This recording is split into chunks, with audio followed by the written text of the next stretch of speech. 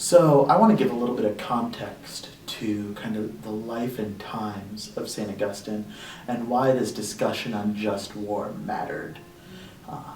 So if you look back, Augustine was a Roman Latin theologian, bishop, pastor, orator. His whole life and work revolves around the city of Rome.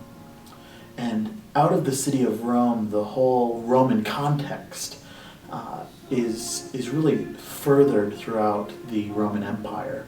And so the commands and the word of the emperor is really central to the Roman way of life. There was one city that mattered, and it was in Italy. And to really understand where Augustine is writing from, you've got to understand that city. And so, basically, during the life of Augustine, in 410, the Visigoths sack Rome. So right in the middle of Augustine's life, remember. So Augustine lives from 354 to 430 AD. So his basically 20 years before his death is when Rome is sacked.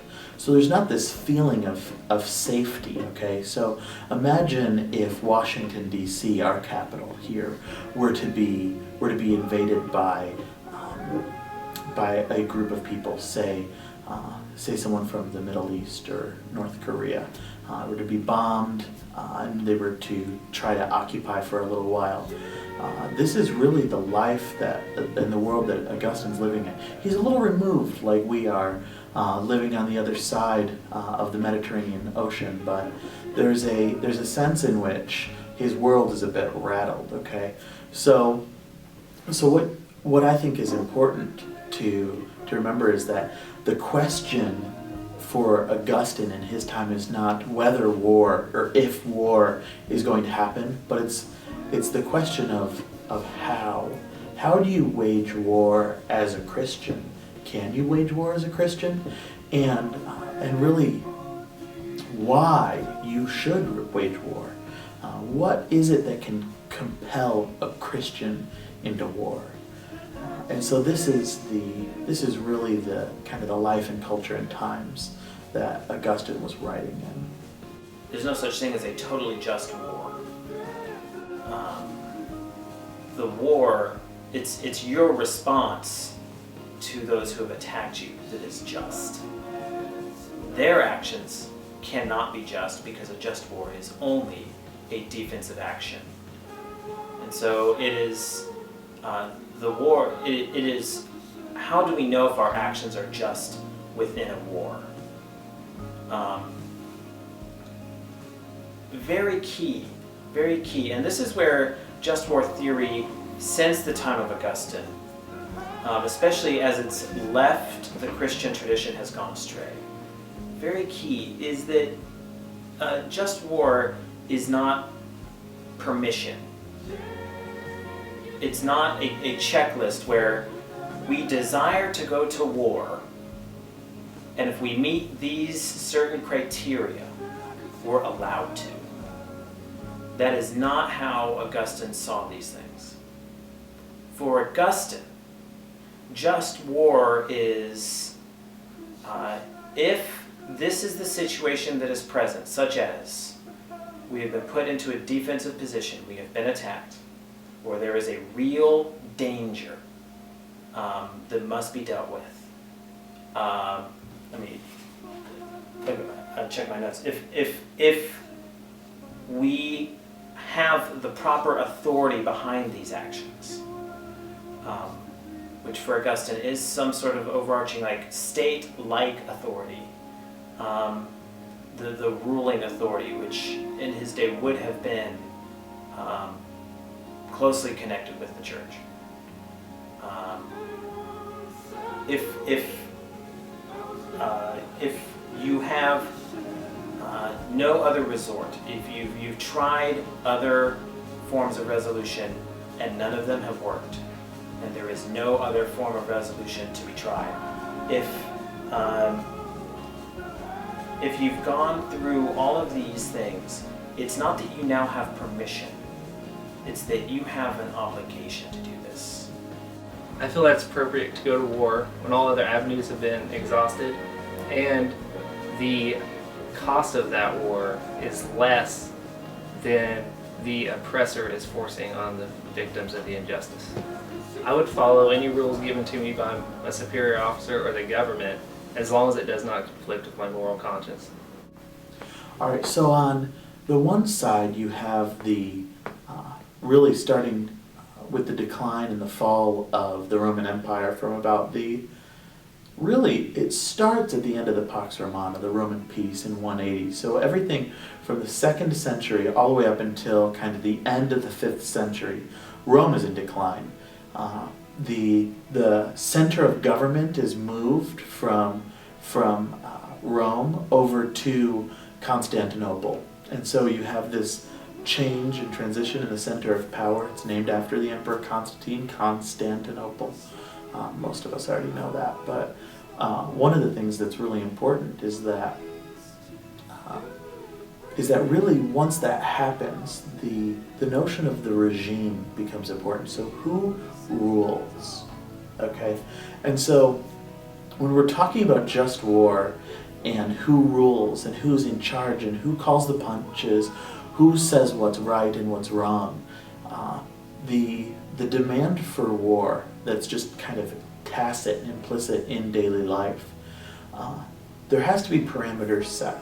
And when we who anticipate the city of God are waging war, okay, it demands a certain kind of living and a certain kind of battle and a certain kind of warrior.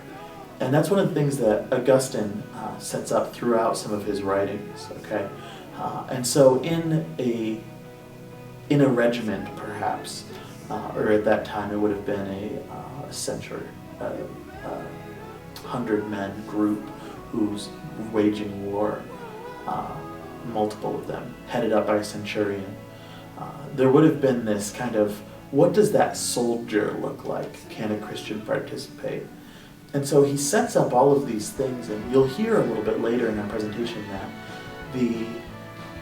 the way that a person is supposed to wage war is out of love. We serve a God of love, the ruler of the kingdom of God. This city of God is a God of love. So what would it look like for someone who anticipates the city of God winning out over the city of man?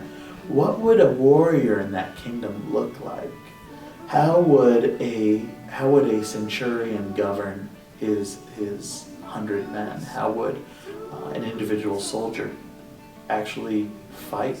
What would that look like? How can one who wages war live and serve and love? And so Augustine hits at these throughout a few of his different works, trying to cobble, and basically what's happened since is that we've tried to cobble together what Augustine's doctrine of war would have been. And so you really see the apex of just war in some ways in St. Thomas Aquinas. So this is over almost 1,000 years after the life of Augustine is when he's writing. And so there's this sense in which the world we live in kind of demands war. And so war is a concession. War is not something we set out for. We're going to talk a little bit about how someone who lives in anticipation of the city of God can be a person who kills. How can killing bring love? What does that look like?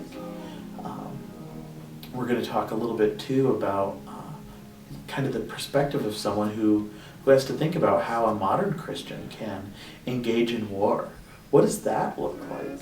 And so the thesis statement of Just War is that in a world that demands war, this city of God, city of man, how can we live as those who anticipate the city of God?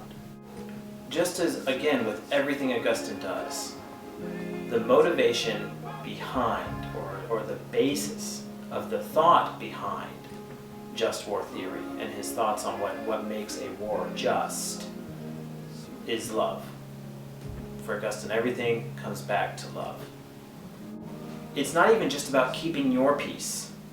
but ultimately conquering your enemies so that they can participate in peace as well. And for Augustine, that is an act of love. Love is always behind the act of war. And if you cannot go to war lovingly, then you should not go to war. I think Augustine would say that a war is just only to the degree that it is loving and done out of love. Charles Matthews, an excellent Augustine scholar, when he talks about just war, uses the terminology of the mournful warrior. The warrior who goes into war out of obligation, but mourns the fact that he has to go to war, does his responsibility and kills, but mourns the death of his enemy. Recognizing that this is part of what it means to live in a fallen world. And this is part of the ways that he has to get his hands dirty in the midst of this chaos that is coming at him. And that this is what he has to do to try and maintain peace.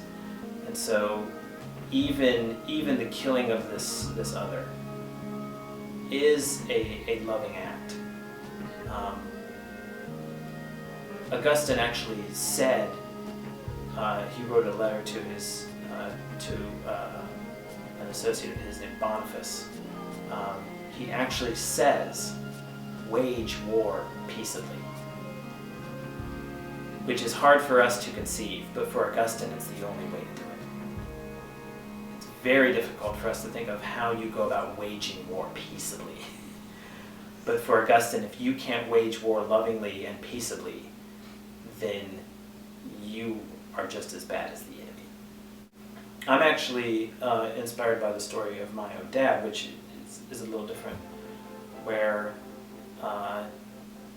he was drafted, had no choice but to go to war in Vietnam, or at least a very limited choice, you know. It was go to war or jail. He actually tested very highly, and they offered him the opportunity to become an officer, and he probably could have seen very little to no combat. But he asked, do I have to carry a sidearm? And they said, yes, you would have to carry a sidearm. He said, I refuse to carry a sidearm. And so they said, well, then your other option is a battlefield medic. And so they made him a battlefield medic in which he carried no sidearm, in which he was shot at and could not shoot back, but that was the choice he preferred, to care instead of injure. And so I think that there are ways to participate in war morally. Not necessarily easily, but ways to participate in war morally and lovingly. My view on personal self-defense is, I would not, if it was just myself, I would not use deadly force to protect just myself, because I know where I'm going. Now, if somebody was endangering my wife, my family, or other people, even in a situation, then I would use force to stop them from harming others. But I think the Bible's pretty clear when it's just us not to use force. Mm-hmm. There's always gray areas in war, it seems, that present themselves. As I was recently not recently, it's 2 or 3 years ago, at training, and they talked about a situation during Vietnam where this group of soldiers were going on a behind enemy lines mission to scope out an enemy territory enemy position, and they were about to be discovered by 3 kids that would jeopardize the mission, and in the heat of the moment they killed those kids so that the attack would not be stalled. And of course, after the fact, everybody has, oh, you shouldn't have done that, you shouldn't have done this and that. But their lives rested on those few seconds of decision, and they did what they thought was best for the mission. Whether it's right or wrong, it's not for us to judge. I don't feel in that situation. As in, because when you're put with that much pressure, and you only have seconds to decide,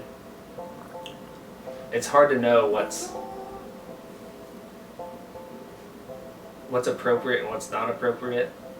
Argument about whether it is right for Christians to serve in the military, which boils pretty much down to whether it's okay for a Christian to take another's life in a governmental ordered role. And I think the key comes down to a lot of the debate is on the 10 Commandments, which is thou shalt not kill with malice, or thou shalt not murder.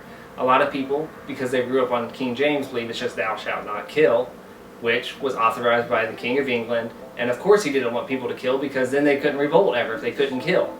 But the original Hebrew word that I actually looked up is thou shalt not kill with malice or murder, or it says kill accidentally, which means being careless with other people's lives. And that definitely shows that there's a sacredness to life, but the specific way that it states it, it's not just killing. I mean, God commanded the Israelites to kill people. Was he commanding them to sin? I think that would go against everything we know about God if he commanded his people to sin. And so that's my main basis. That's how I view it. I mean, I don't think killing something should be taken lightly at all. There's definitely ramifications of having to take somebody else's life. But we live in a fallen world,